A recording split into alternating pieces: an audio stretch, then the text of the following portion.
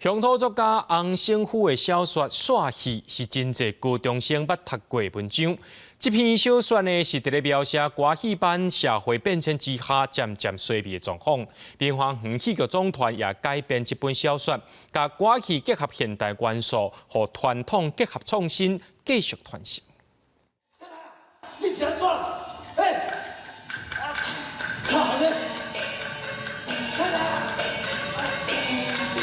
戏播到一半，舞台就射平，布景为歌戏的后台变前台。这是歌戏团棉花园总团改编乡土作家洪胜虎小说《煞戏》的同名舞台剧。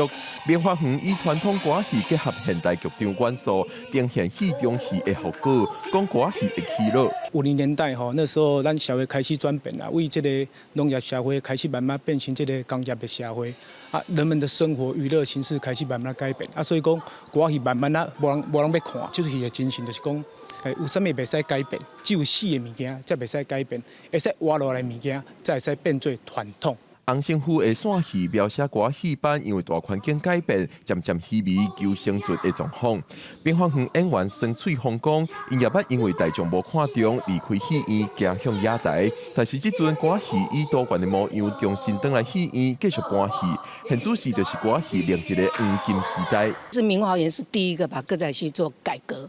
所以历经了3次的改革，才有现在的明华园的歌仔戏。永远保持2个观念，一个是传统，一个是创新。这个创新不是因为我们不会滚，不是因为我们就是天生的叛逆，而是我们不创新活不下去。